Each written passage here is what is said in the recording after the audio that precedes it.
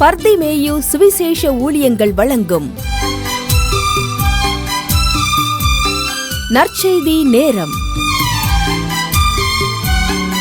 தேவ செய்தி pastor R. Augustine. இந்த நாளில் உங்களோடு நான் பேசி வருகிறேன்.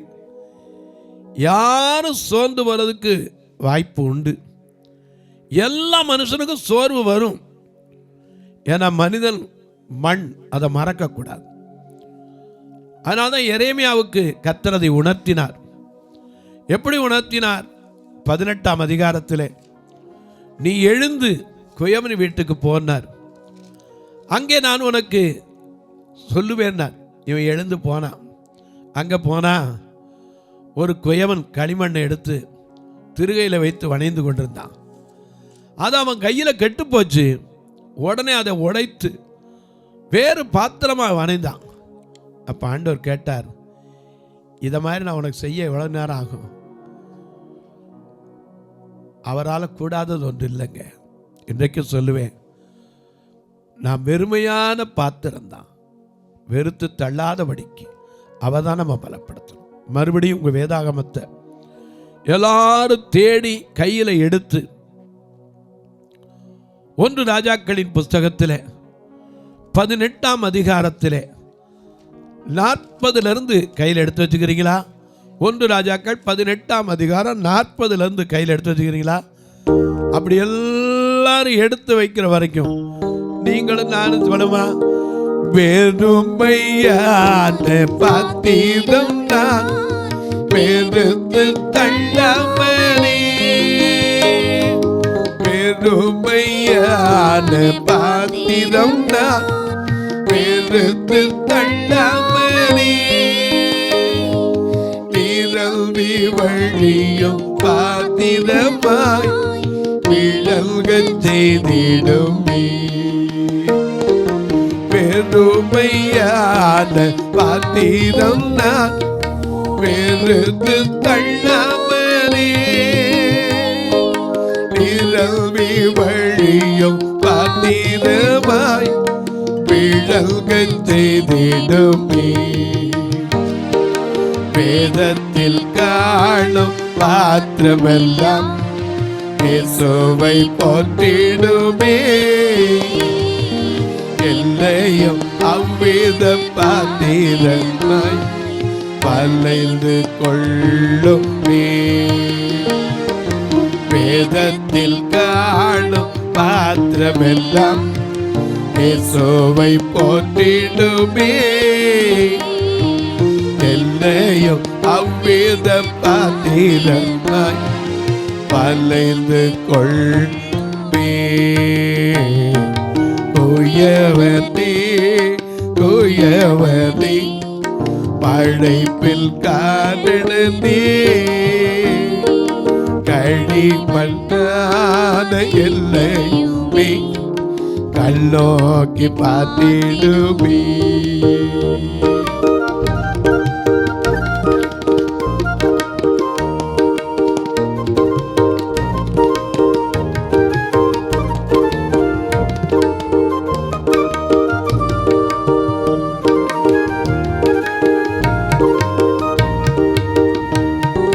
விலை போகாத பாத்திரம் நான் விரும்புவதில்லை,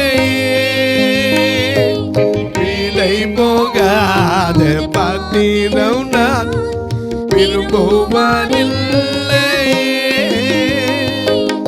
இலையெல்லாம் உன் கிருபையால் உகந்ததாகிடுமே. விலை போகாத பாத்திரம் நான் விரும்புவதில்லை, இலையெல்லாம் உன் கிருபையால் உகந்ததாகிடுமே. தடைகள் யாவும் நீக்கியம்மை நல்வை போல் மாற்றிடுமே. உடைத்து எல்லை கொல்லனுக்கு உடமையாக்கிடுமே.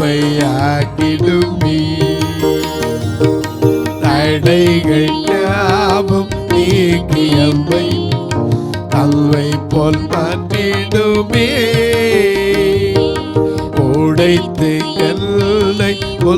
காவலுக்கே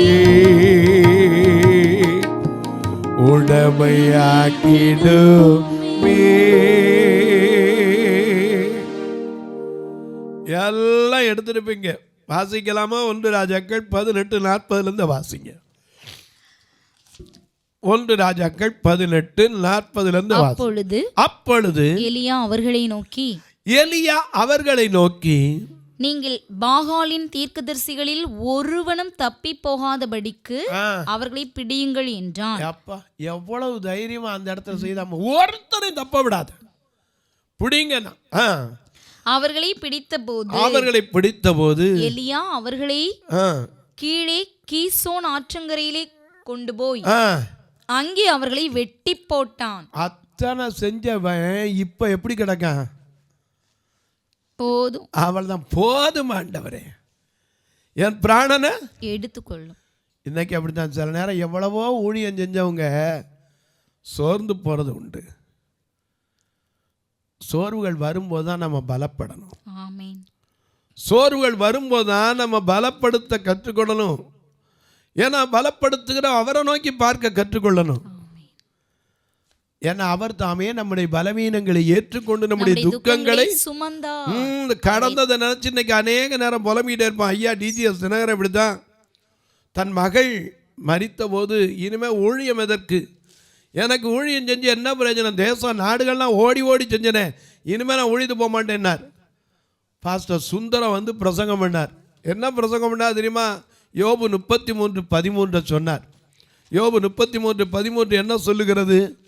அவர் தம்முடைய செயல்கள் எல்லாவற்றையும் குறித்து காரணம் சொல்லவில்லை என்று நீ ஏன் அவரோடு வழக்காடுகிறாய்? அவர் நம்மகிட்ட வந்து சொல்லுவாரா? காரணத்தை நம்மகிட்ட சொல்லுவாரா? சொல்ல மாட்டாரு. எதை அனுமதிச்சாலும் நாம சொல்லணும். எது வந்தாலும் நன்மைக்கே ஆக ஆனந்தம் பேரானந்தம் என் அருளாத சமூகத்திலே. ஆக ஆனந்தம் பேரானந்தம் என் அருளாத சமூகத்திலே. போராடும் என் நெஞ்சமே புகலிடம் மறந்தாயோ, பாடாடும் இயேசு உண்டு பதறாதே மகனே.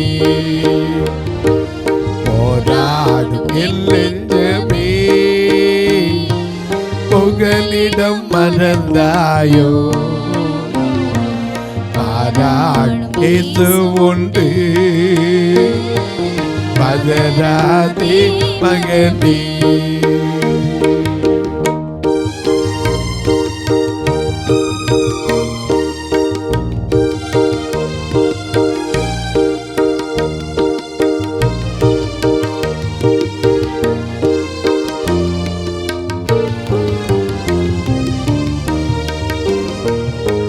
கடலில் நடுவினிலே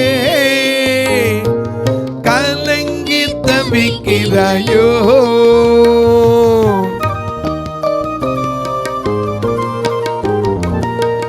கடலில் நடுவினிலே கலங்கி தவிக்கிறாயோ, கரை சேர்க்கு வேசுமைப்பா, கரை சேர்க்கு வேசுமைப்பா, கரை தன்னில் சேர்த்திடவா, கரம் நீட்டு வேசுமைப்பா, கரை தன்னில் நடத்திடுவா. ஆக ஆனந்தம் பேரானந்தம், ஆனந்தம் பேரானந்தம் என் அருளாத சமூகத்திலே. ஆனந்தம் பேரானந்தம் என் அருளாத சமூகத்திலே. போராடும் என் நெஞ்சமே புகலிடம் மறந்தாயோ, பாராடும் இயேசு இயேசு உண்டு, பதறாதே மகனே. நல்ல கவனிங்க. இப்ப பாகால் தீர்க்கதரிசி கீசோன் ஆற்றங்கரை மட்டும் கொண்டு போய் அத்தனை வரை ஒருத்தரையும் தப்ப விடாம என்ன செஞ்சவன்? வெட்டி போட்டான். அது மட்டும் இல்ல, வாசிங்க.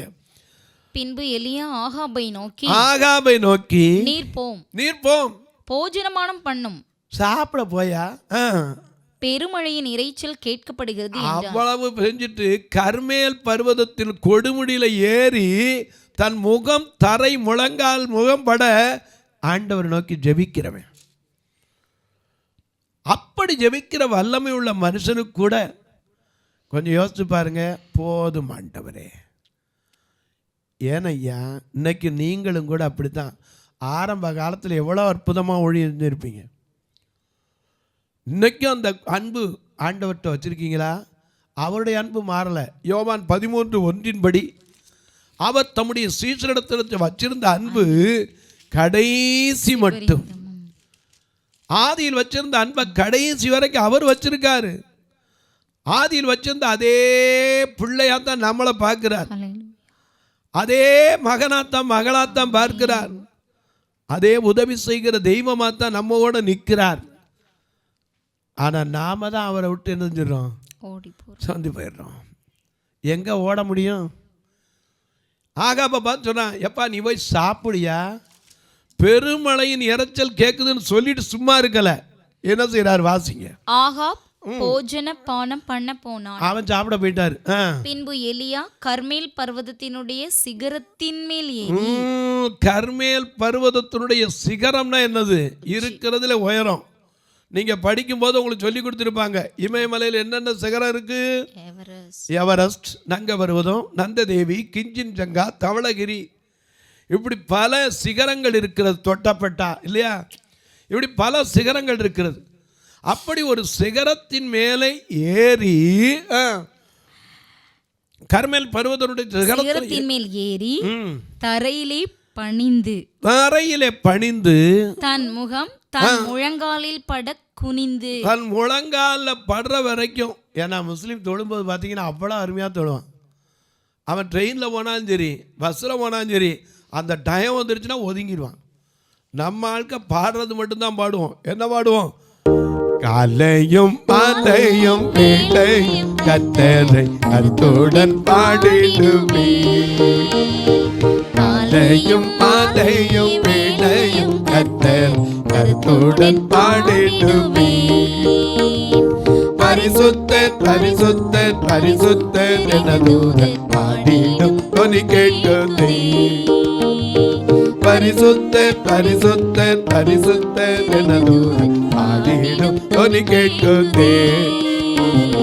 காலையும் மாலையும் வேளையும் கர்த்தரை கருத்துடன் பாடிடுவே.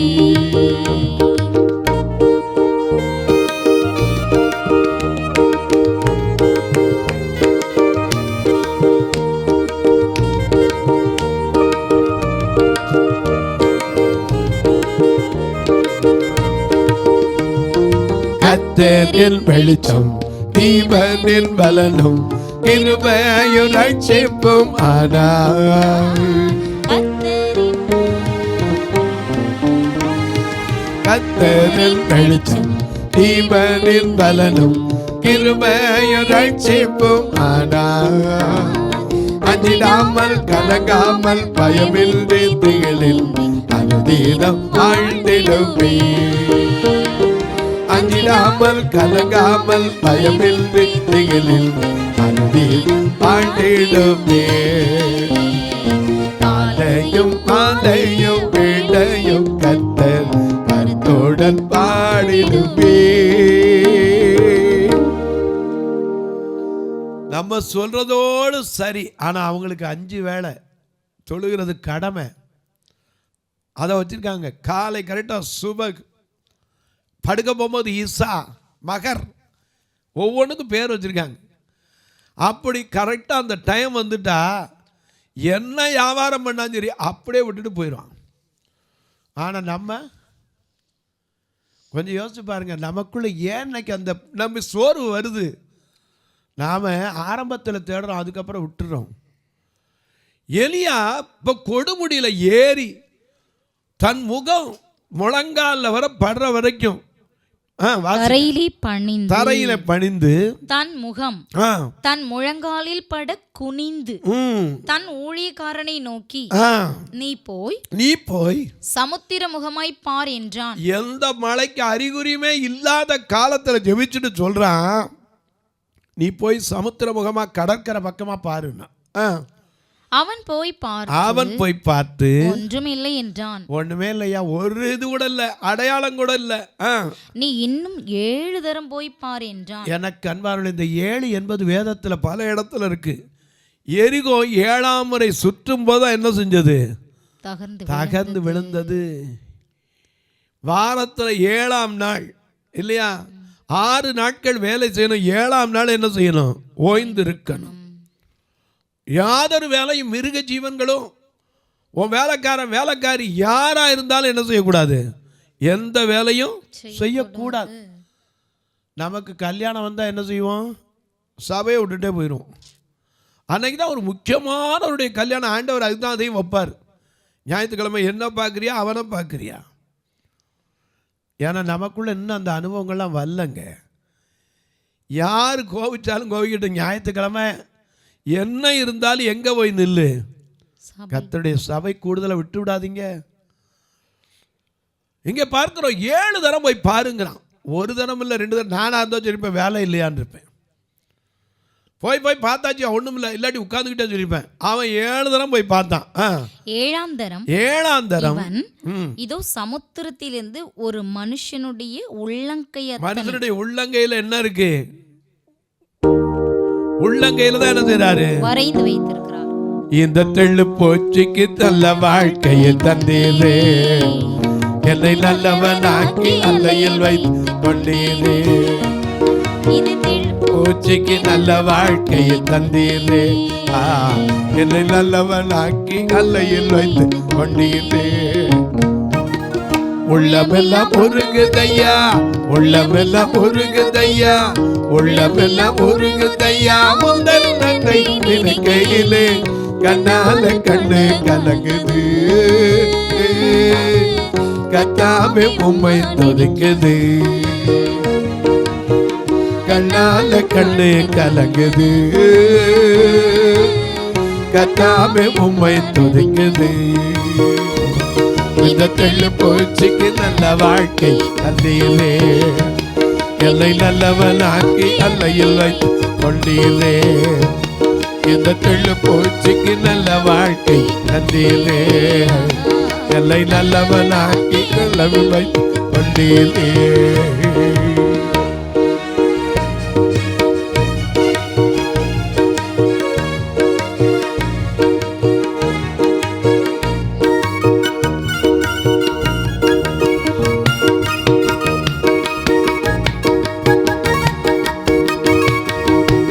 கருவில நாதையானே தெருவில நான் அலைந்தேன், கருவில நாதையானே தெருவில நான் அலைந்தேன். என்னை தேடி வந்த எங்கள் தெய்வமே, என்னை தேடி வந்த எங்கள் தெய்வமே.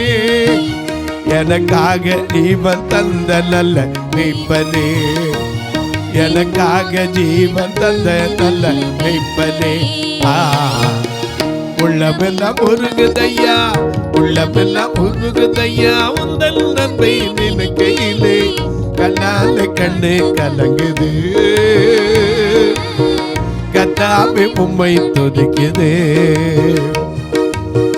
கண்ணால கண்ணு கலங்குது, கத்தாமே உம்மை துதிக்குது. இந்த தெள்ளு போச்சுக்கு நல்ல வாழ்க்கை தந்தீரே, என்னை நல்லவனாக்கி அல்லையில் வைத்து கொண்டீரே.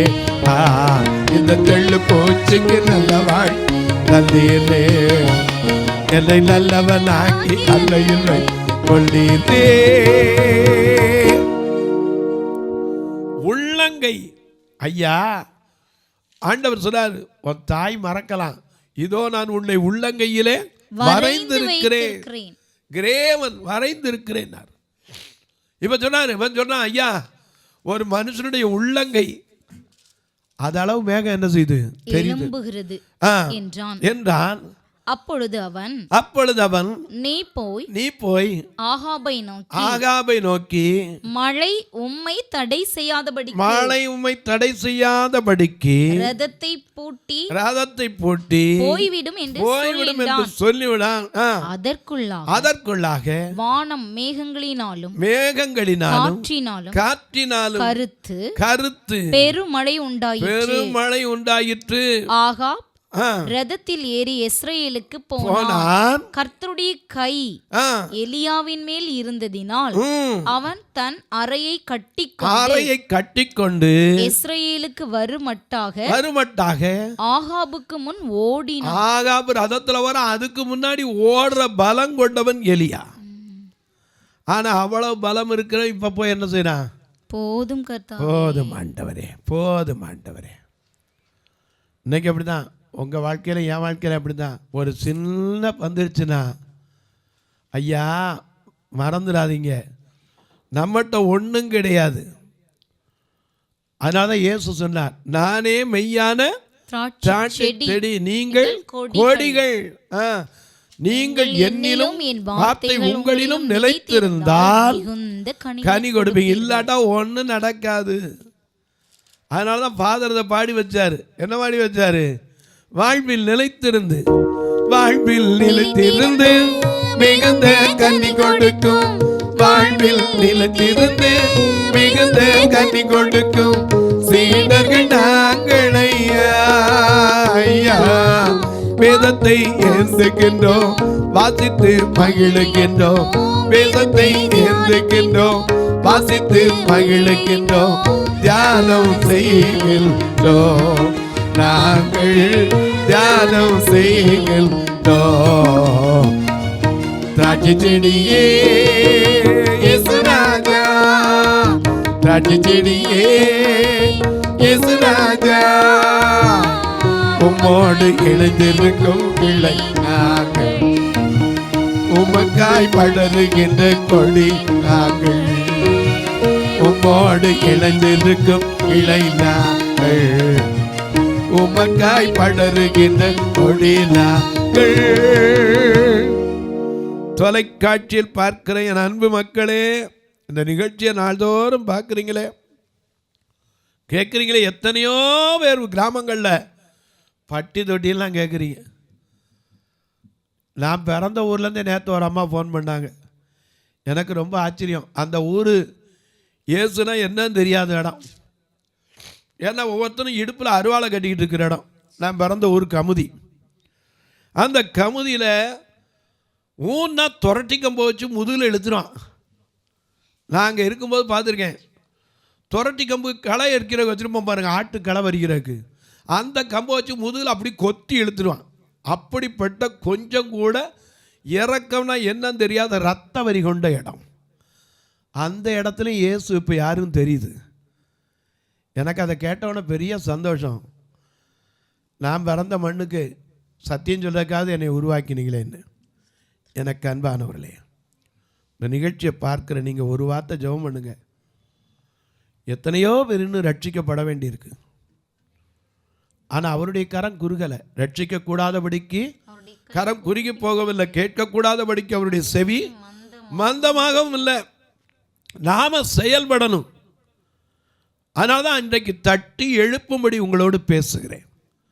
அன்றைக்கு எலியாவை தட்டி எழுப்பினார். இவ்வளவு பெரிய மனுஷன் போய், போதும் ஆண்டவரே, என் ஜீவனை எடுத்துக்கொள்ளும், நான் என் பிதாக்களை பார்க்கல நல்லவன் அல்ல என்று புலம்பினானே. இன்றைக்கி நீங்களும் எத்தனை பேர் இப்படி புலம்பிட்டு இருக்கீங்க?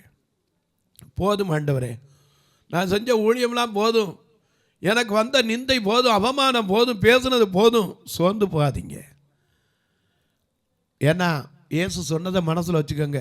என் நிமித்தம் உங்களை நிந்தித்து துன்பப்படுத்தி பலவித தீமையான மொழிகளை உங்கள் பேரில் சொல்வார்களானால் நீங்கள் பாக்கியவான்கள். அந்த பாக்கியவான்களுக்காக நான் ஜெபிக்கட்டுமா? அன்பின் தெய்வமே, ஒவ்வொருவரையும் இந்த எண்ணத்துக்கு கொண்டு வாங்க. இந்த நிகழ்ச்சியை பார்க்கிறவங்க ஒரு வார்த்தை ஒவ்வொரு நாள் வர்றதுக்காக மட்டுமல்ல ஜெபம் பண்ணுங்க. எப்படி பிரதர் இதுக்கு தொடர்பு கொள்ள? இதில் 2 ஃபோன் நம்பர் வரும். இதில் ஜிபே, ஃபோன்பே உண்டு. பில்லு வைக்கணும்னு விரும்புகிறவங்க என்கிட்ட கேளுங்க, வழி சொல்கிறேன். போஸ்ட் வழியாக தொடர்பு கொள்ளணும்னு என்கிட்ட கேளுங்க. நீங்கள் கமிஷனே இல்லாமல் போஸ்ட் ஆஃபீஸில் போய் பணம் கட்டலாம், அதுக்கு வழி இருக்குது. அது மட்டுமல்ல, உங்கள் ஜபக்காரி எது இருந்தாலும் காலை 10லேருந்து 5 மணிக்குள்ளே சொல்லுங்கள். இப்போவும் உங்களுக்கு ஜெபிக்கட்டுமா? நல்ல பிதாவே, நன்றியோடு துதிக்கிறோம் சுவாமி. இந்த மனமகிழ்ச்சியான நாளிலே எந்த காரியத்திற்காய் புறப்பட்டு போகிறார்களோ, நியாயாதிபதிகள் 18:6 சமாதானத்தோடு போங்கள், இந்த பிரயாணம் கர்த்தருக்கு ஏற்றது என்று சொன்னபடி இன்றைக்கு தங்கள் வேலை நிமித்தம் கிளம்பி போகிற மக்களுக்காய் ஜெபிக்கிறேன். அதைவிட ஒவ்வொரு காரியத்தை நினைத்து தங்கள் வீட்டை விட்டு கிளம்பி போகிற ஒவ்வொரு பெரியோர் சிறியோர் பிள்ளைகளோடும் கர்த்தர் இருப்பீராக. இந்த ஊழியத்தை தாங்குகிற, ஜெபிக்கிற, கொடுக்கிற எல்லா மக்களையும் ஆசீர்வதியும். ஆதியாகமம் 24:12 எலியேசர் ஜெபித்தானே, இன்றைக்கு எனக்கு இந்த காரியத்தை வாய்க்க பண்ணி அனுகூலம் செய்தலும் என்றானே, அதன்படி ஒவ்வொருவருக்கு இன்றைக்கு நினைத்து போகிற காரியங்கள் வாய்க்கட்டும். பிறந்த நாள், திருமண நாளை நினைவு கூறுகிற மக்களுக்காய் ஜெபிக்கிறேன். தங்களுக்கு அன்பான இழந்து தவிக்கிற ஆறுதலற்ற மக்களுக்காய் ஜெபிக்கிறேன். ஒவ்வொருவருடைய கண்ணீர் கவலைகள் மாறட்டும். வானத்திற்கும் பூமிக்கும் சகல அதிகாரம் கொண்ட இயேசு கிறிஸ்துவின் ஈடு இணையற்ற வல்லமையுள்ள நாமத்தில் ஜெபிக்கிறேன் நல்ல பிதாவே, ஆமென்.